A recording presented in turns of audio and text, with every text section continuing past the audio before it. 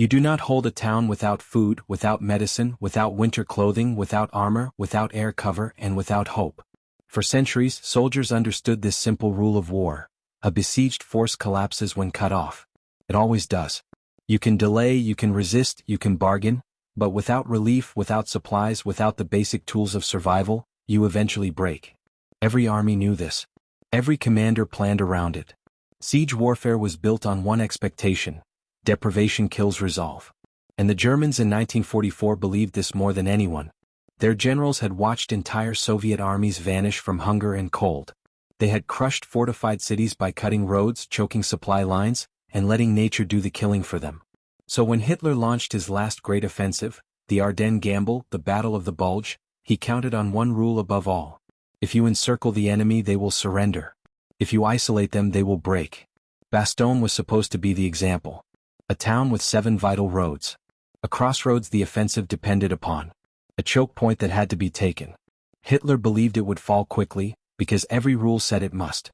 And yet, in December 1944, inside a frozen forest of the Ardennes, a handful of understrength paratroopers would break that rule so violently and so completely that German officers would later describe Bastogne as a place where logic stopped. In that siege, surrounded on all sides, starving, freezing, battered by tanks and artillery, one young paratrooper, Lawrence "Bud" Lamonde, dug into a shallow foxhole and faced an enemy that believed he had already lost. What happened next rewrote the rule book. Because Bastogne did not fall. It held. Bud Lamonde is 19 years old. A kid from Massachusetts. Not a career soldier. Not a hardened veteran by age, but by experience. He jumped into Normandy. He fought in Holland. He survived training that broke older men and combat that shattered the unprepared. He is wiry, quick-handed, sharp-eyed. He jokes to hide fear. He fights because the men around him matter more than his own skin. He belongs to Easy Company, 506th Parachute Infantry Regiment, 101st Airborne Division. These men are the elite. They earned it in the night of June 6. They proved it again in the fields and canals of Holland. But now, in December 1944, they are exhausted. Many haven't slept indoors in weeks. They are scattered, resting, refitting. And then the Germans break through. The strategic moment.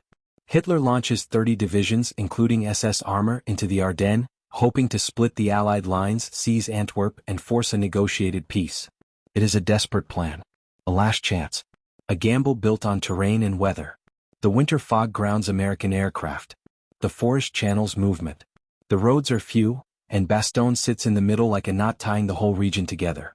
If the Germans take Bastogne, their armored spearheads roll on. If the Americans hold it, the offensive stalls. The situation for the 101st. At dawn on December 18, the 101st Airborne is ordered to move. They are to hold Bastogne at all costs. They have almost no winter gear, limited ammunition, little artillery, no tanks of their own, no time to prepare. They arrive in trucks, many without overcoats, some without boots, marching through fresh snow as they hear refugees whisper, "Les Allemands viennent." The Germans are coming. By December 20th, the 101st is fully surrounded. The man in the foxhole. Bud Lamonde digs in on the outskirts of Foy, a small village north of Bastogne. His foxhole is shallow, the ground is frozen solid. He uses a helmet, a bayonet, anything to carve even a few inches of protection. The cold is so bitter that rifles must be kept against bare skin to keep the oil from freezing. The rations are so thin that men chew snow to stay hydrated.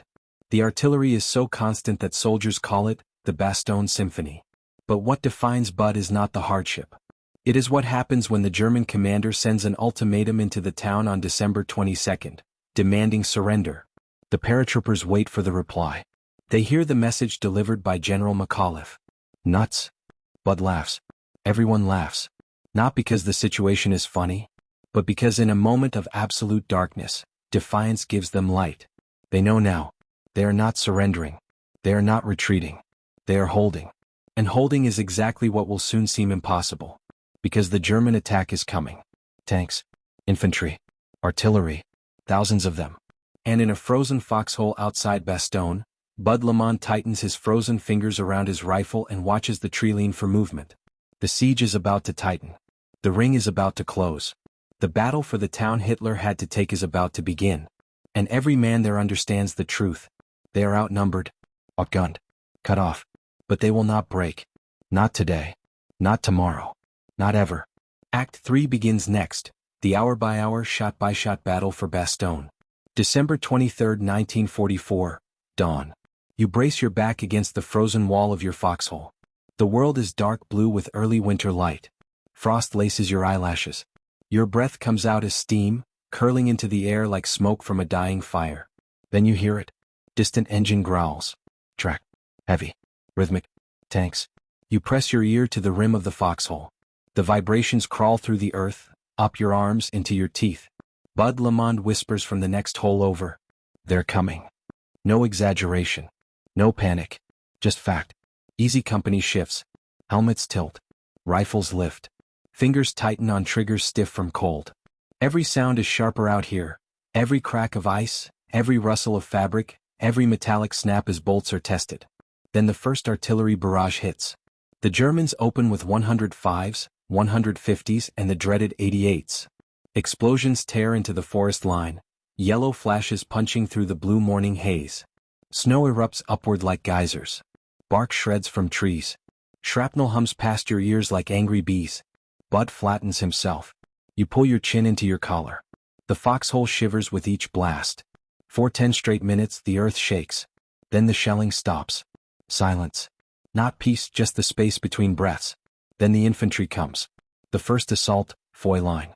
German grenadiers emerge from the treeline, gray shapes weaving between trunks, rifles slung, machine guns carried in teams. Behind them, panzers. Range, 600 yards. 500, 450. Hold fire, an NCO hisses. Your mittenless fingers tremble on the trigger, not from fear, but from cold so intense it burns.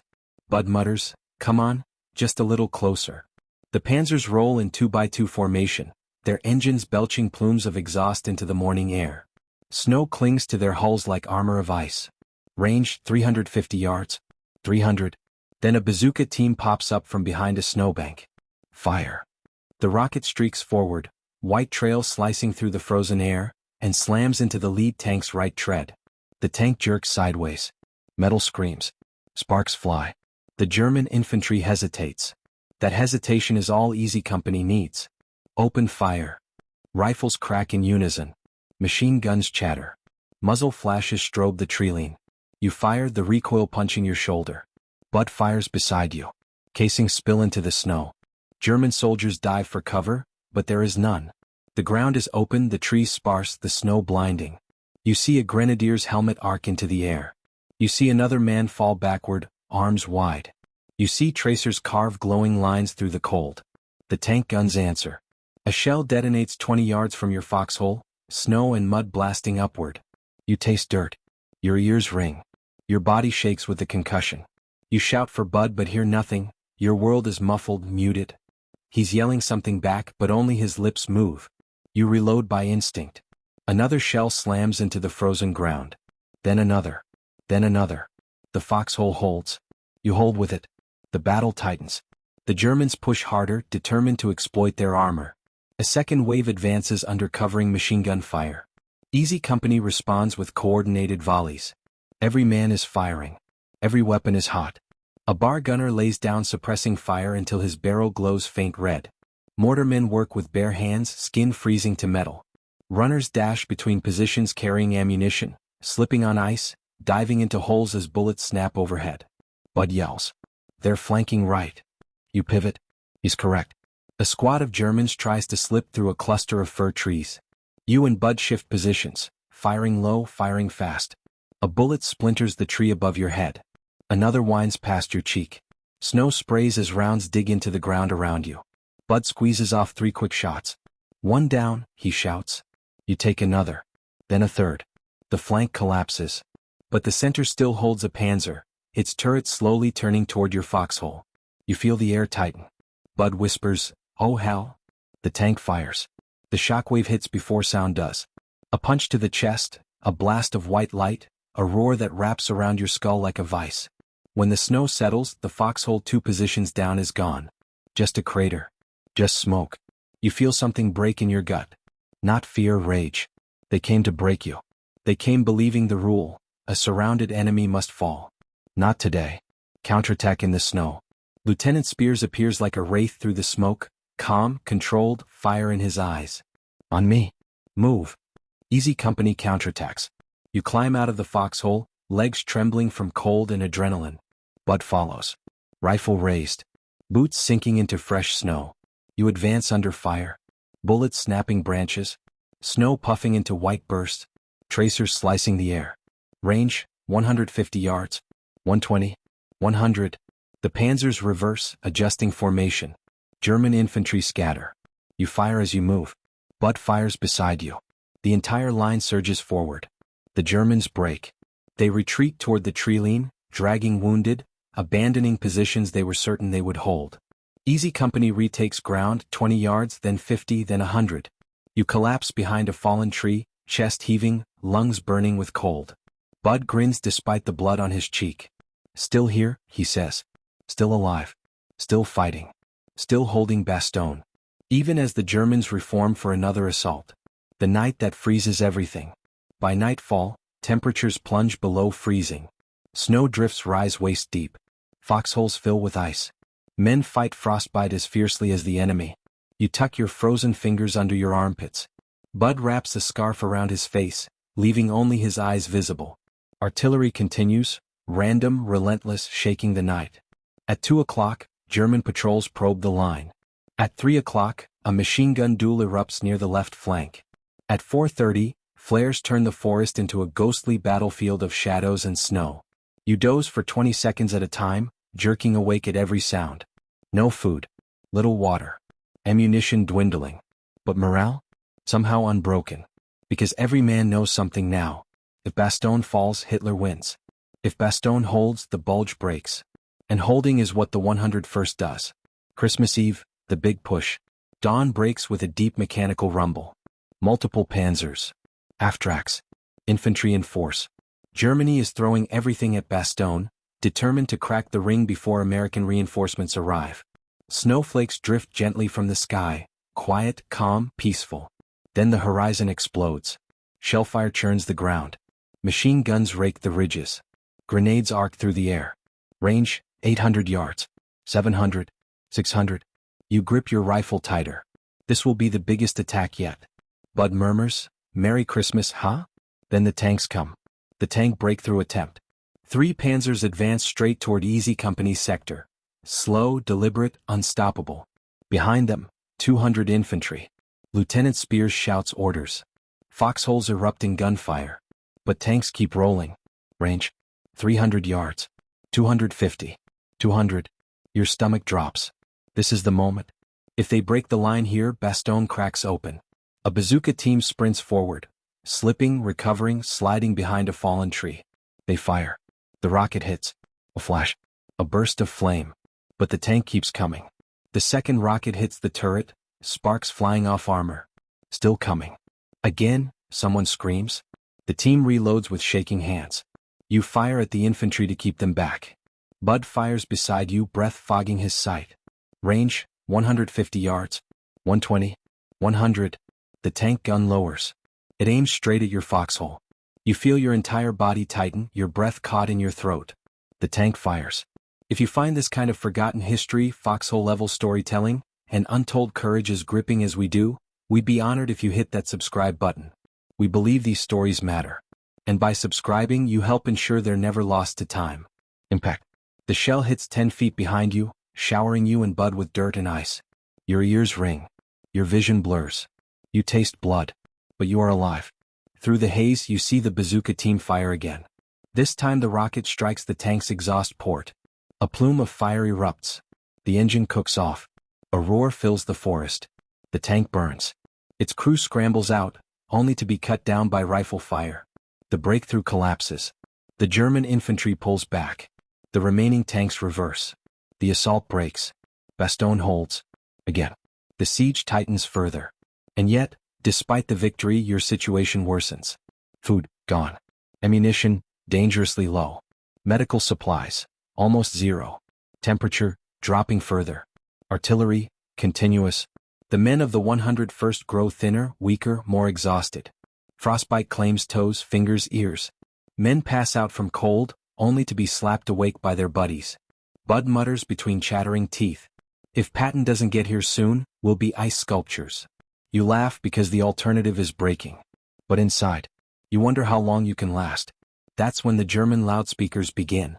Americans, you are surrounded. Your situation is hopeless. Surrender now and you will be treated well. Bud shouts back. Come freeze with us if you want to chat. The line erupts in laughter. That defiance becomes fuel. It keeps you warm. It keeps you alive. But the biggest assault is still coming. And none of you know it yet. December 26th, the final German assault before relief. Morning. Fog rolling low. Snow whipping across the ground. You hear the rumble first. Then the clank of treads. Then the whistles of officers urging men forward. Thousands of them. Germany is making one last gamble to take Bastogne before Patton's Third Army arrives. You and Bud tighten your grips on your rifles. This is it. The line must hold. The town must hold. The men must hold. Even if you don't. German mortars drop all along the front. Machine guns chatter. Infantry swarms forward. A panzer rolls up behind a house in Foy and fires point blank at your position. The blast sends you spinning. You slam into the snow. Your ears ring. Your vision dims. Your ribs ache. Bud drags you back into the foxhole. You stay awake, he shouts, shaking you. You blink hard. You raise your rifle. You keep fighting. Because Bastogne cannot fall. Because every man beside you is still firing. Because surrender is not an option. The Germans get within 50 yards. Then 40. Then 30. Flares light the sky. Tracer fire paints red arcs across the morning. Voices shout. Grenades thump into snow, sending white fountains upward. Bud fires nonstop, countless rounds working the bolt with numb fingers. Then a distant sound rises above the firestorm. Engines. American engines. Tanks. Patton's Third Army breaks through the southern road. Cheers erupt up and down the line. The German assault falters, momentarily confused. Then panics. They retreat. Fast. In disorder. You slump against the foxhole wall, exhausted. Bud laughs through tears. Thought they'd never show. Patton's armor rolls in. The siege is broken. Bastogne is saved. But the battle for survival is not over, not yet. The aftermath of relief, but not safety. Relief does not feel like victory. Not yet. When Patton's tanks first rumble through the southern outskirts of Bastogne, snow blowing off their hulls, men cheering hoarsely through cracked lips, no one stands tall. No one throws helmets in the air. No one leaps from foxholes. You are too tired for celebration. Every bone aches. Your fingers are raw. Your uniform is stiff with frozen mud. Your rifle feels twice as heavy as it did yesterday. Bud Lamonde slumps next to you, his breath fogging the air in slow, ragged clouds. We made it, he whispers. But even he doesn't sound convinced. Because the siege is not fully broken. Not yet. Not for the men in the foxholes. Patton's tanks opened a corridor, nothing more. A narrow, fragile artery that can be cut again at any moment.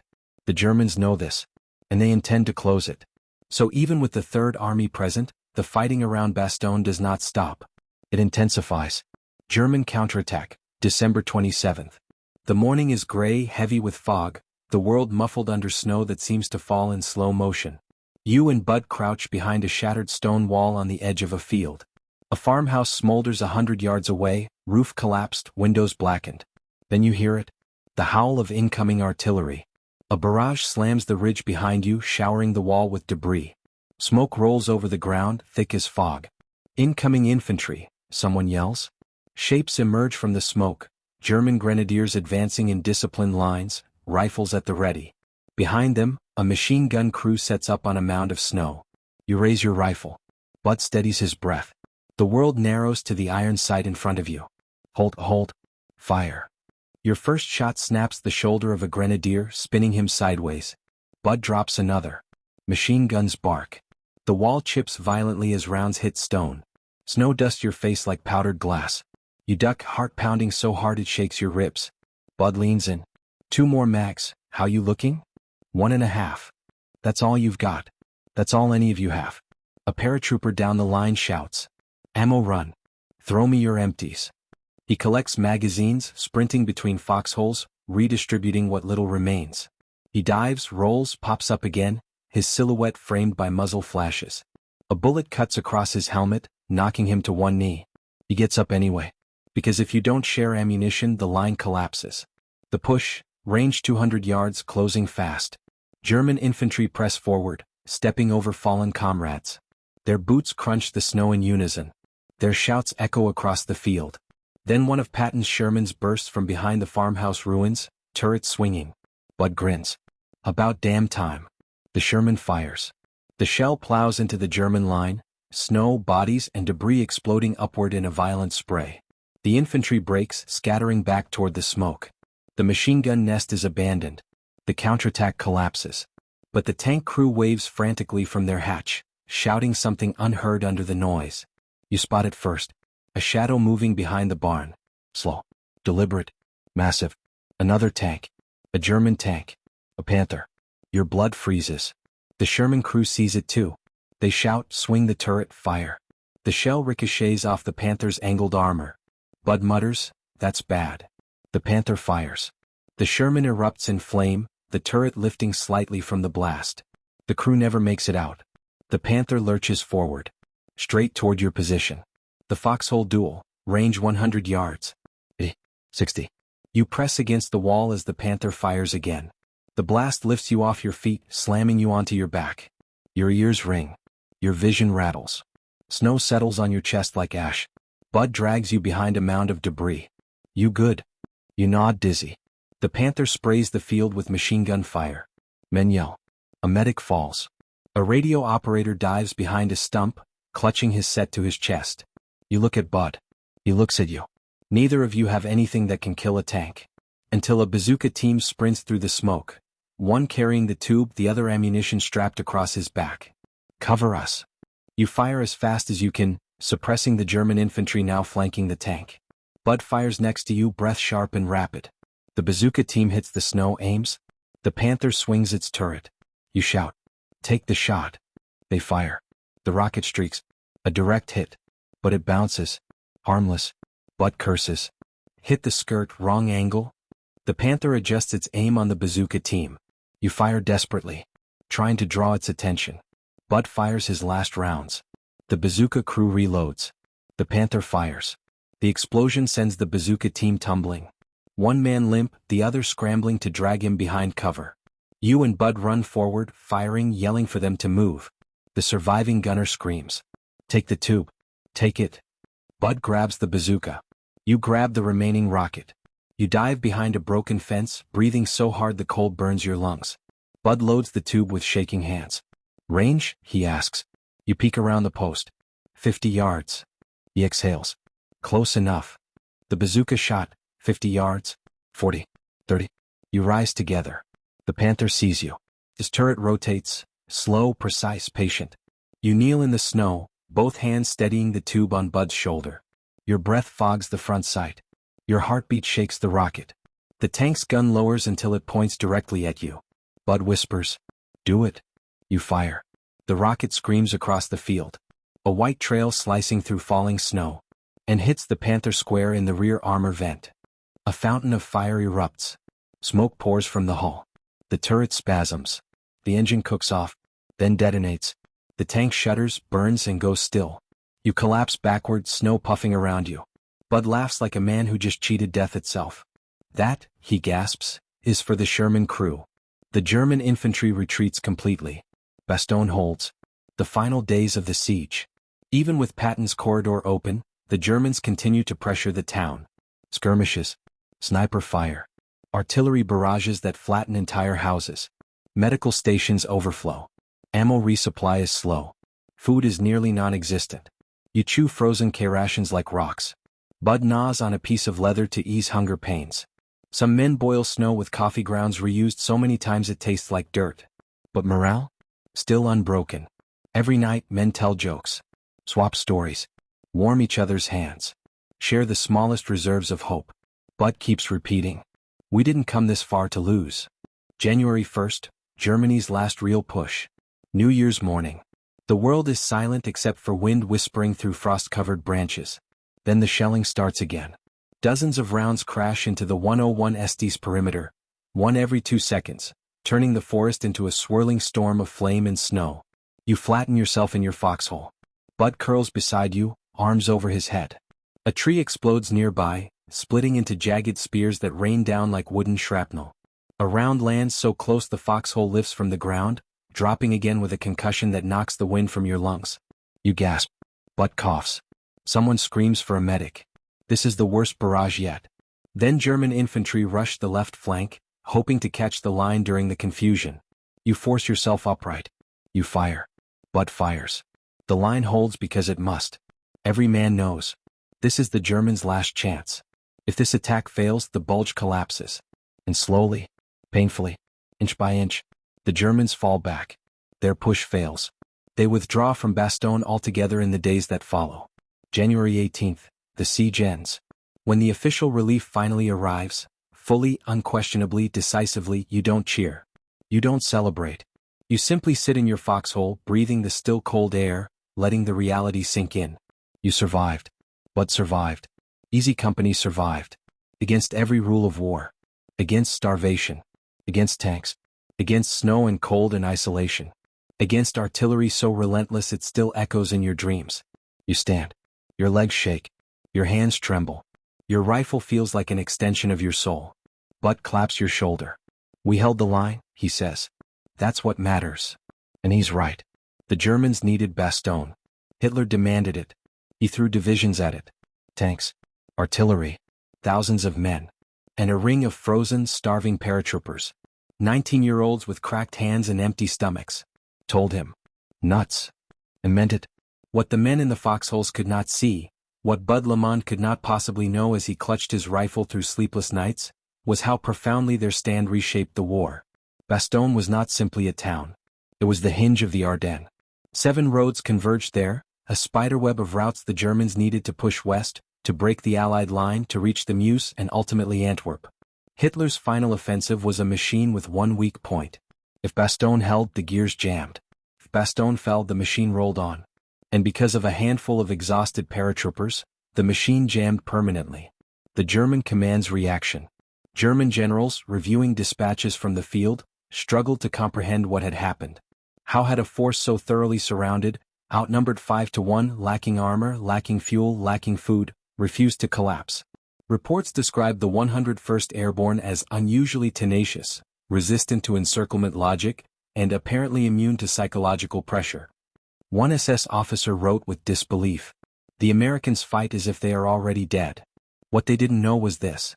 These men were not fighting for ground. They were fighting for each other. And that bond was unbreakable. Strategic impact on the Battle of the Bulge. When Bastogne held, the German timetable shattered. Their armor stalled. Their supply routes snarled. Their offensive lost momentum. Their spearhead was forced into narrower, more predictable routes. By the time German tanks sputtered toward their final objectives, they were fighting on fumes, literally and figuratively. And then Patton's Third Army broke through. The corridor became a pipeline.